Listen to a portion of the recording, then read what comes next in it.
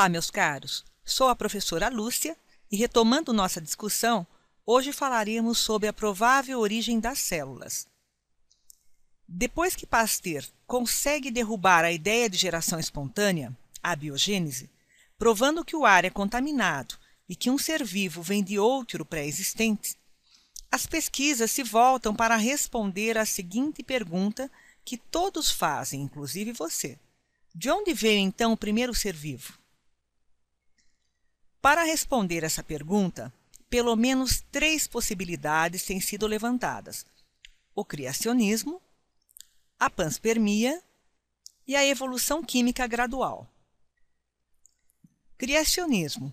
Bem, esta é a mais antiga de todas as ideias sobre a origem da vida, com forte cunho religioso e também a mais aceita por adeptos das mais variadas religiões. Acredita-se que os seres vivos foram criados individualmente por uma divindade. Na panspermia, a origem da vida seria extraterrestre, ou seja, os seres vivos não teriam se originado na Terra, mas em outros planetas. Teriam vindo como esporos, como sementes adormecidas, ou com outras formas de resistência, junto de meteoritos que caíam e continuam a cair em nosso planeta. No entanto, tal proposta continua sem explicar como teriam chegado nesse outro planeta primeiro. Evolução química gradual. Nesse caso, caros alunos, os seres vivos devem ter surgido de matéria inanimada, porém com associação entre moléculas, formando gradualmente substâncias mais complexas que acabaram se organizando de modo a formarem os primeiros organismos. Para melhor entender esse processo, precisamos entender algumas etapas. Para isso, devemos conhecer um pouco sobre a suposta composição da atmosfera da Terra primitiva. Há cerca de 3,5 bilhões de anos atrás, o planeta Terra era muito quente. Sua atmosfera era composta basicamente por vapor de água, H2O, que, por sinal, foi um componente essencial para o surgimento da vida. Além disso, existiam enormes quantidades de gás hidrogênio, H2, metano, CH4, e amônia, NH3. Ainda não havia vida e o jovem planeta possuía uma superfície nua e árida.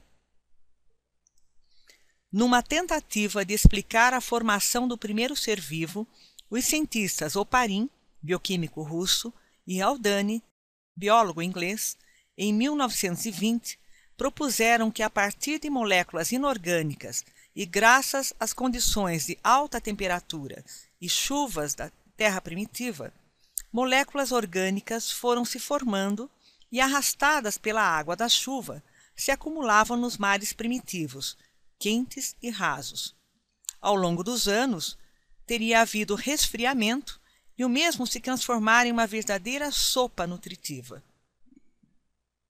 Na teoria da coacervação, as moléculas poderiam ter se agregado, formando o que chamaram de coacervatos, do latim coacervare, formar grupos, um tipo de moléculas orgânicas agrupadas envoltas por moléculas de água. A partir dessa organização, poderiam ter se formado os primeiros seres vivos.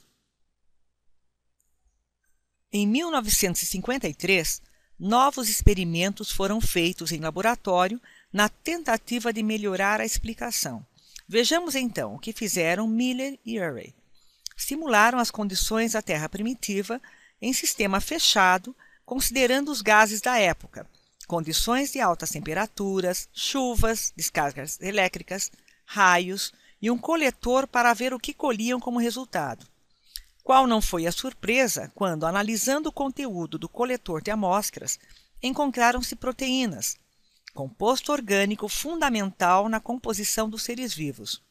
Inicialmente, obtiveram com o seu experimento pequenas moléculas que, com o passar do tempo, se combinaram formando moléculas mais complexas, inclusive os aminoácidos glicina e alanina. Posteriormente, novas pesquisas obtiveram outros aminoácidos e vários compostos de carbono. Recapitulando, temos em 1 a suposta composição da atmosfera primitiva. Em 2, graças a altas temperaturas e raios em função das chuvas, formação de aminoácidos.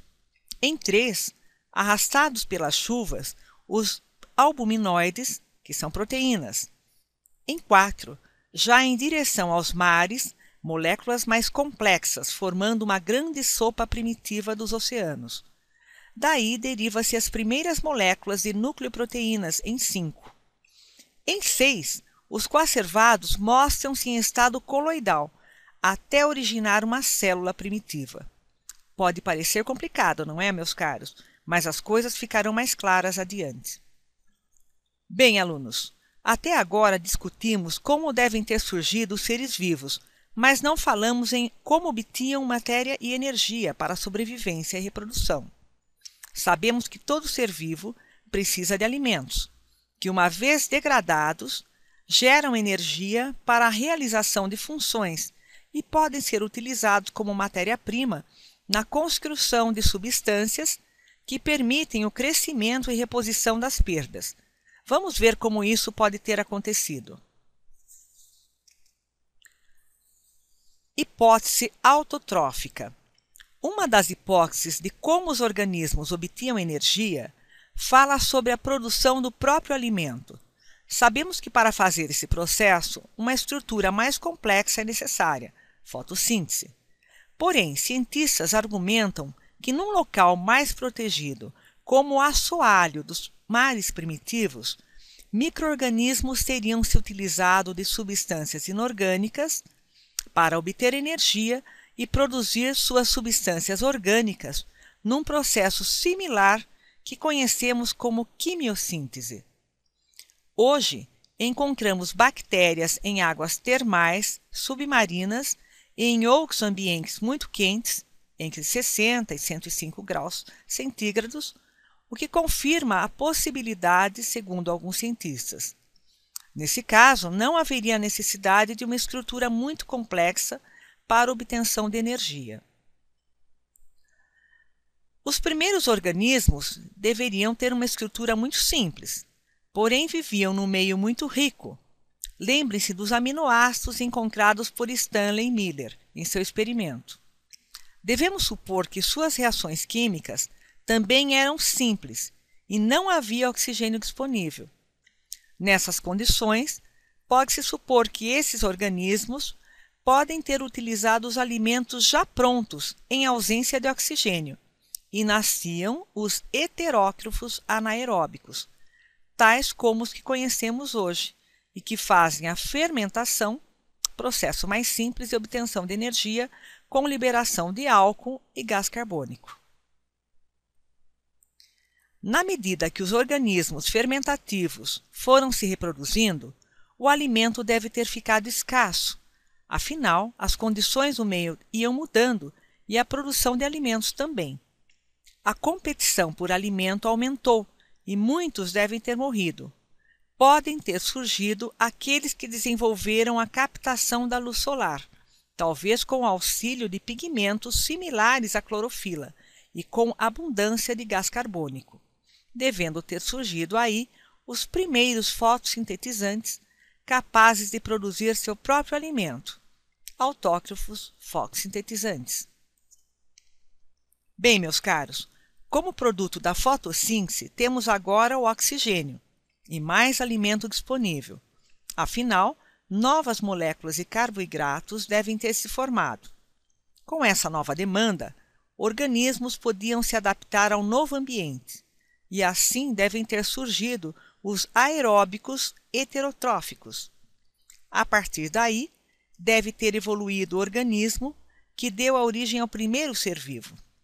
Na próxima aula, falaremos como se deu a continuidade desse processo. Exercício 1. Unificado, Rio de Janeiro. Existe uma hipótese que supõe que a atmosfera da Terra primitiva desempenhou um papel muito importante na origem e na evolução dos seres vivos. A composição química dessa atmosfera era: letra A, vapor de água, hidrogênio, metano e amônia. B, vapor de água, oxigênio, metano e amônia. C. Oxigênio, hidrogênio, metano e amônia. D. Metano, oxigênio, hidrogênio e vapor de água. E. Oxigênio, metano e vapor de água e gás carbônico. A resposta correta é a letra A, pois estes são os 4 elementos possíveis de existir na atmosfera primitiva, que pela alta temperatura e ausência de organismos fotossintetizantes não podia gerar oxigênio e gás carbônico, presentes nas demais alternativas. Vamos ao exercício 2. PUC Rio de Janeiro. Sobre a origem da vida em nosso planeta, podemos afirmar que: letra A. O aparecimento dos primeiros heterótrofos levou à formação de coacervatos nos mares primitivos. Letra B. O surgimento de moléculas complexas como as proteínas antecedeu o aparecimento dos aminoácidos. C. Os raios ultravioleta e as descargas elétricas tiveram um papel fundamental na formação de moléculas orgânicas simples. D. Os primeiros seres que surgiram eram autótrofos, já que era grande a escassez de alimentos. Letra E. A forma de obtenção de energia era aeróbica, devido à grande quantidade de oxigênio nas moléculas de água. A alternativa A é incorreta, pois os coacervatos eram uma organização de proteínas e água, mas não se trata de um ser vivo ainda. A alternativa B também é incorreta, pois vocês devem lembrar que os aminoácidos é que formam as proteínas e não o contrário. A alternativa D é incorreta, pois a produção do próprio alimento, ou seja, para o surgimento dos autótrofos, era necessária uma estrutura complexa para a fotossíntese e condições ideais de temperatura. A alternativa E também é incorreta, pois o oxigênio só foi possível após a ocorrência da fotossíntese. Resta a alternativa C, que mostra como os raios ultravioleta e as descargas elétricas permitiram reações químicas, formando moléculas orgânicas simples até o primeiro ser vivo. Bem, caros alunos, chegamos ao final dessa discussão. Espero que tenham gostado e voltaremos com mais informações na próxima aula, quando falaremos das ideias evolucionistas e a evolução biológica. Abraço!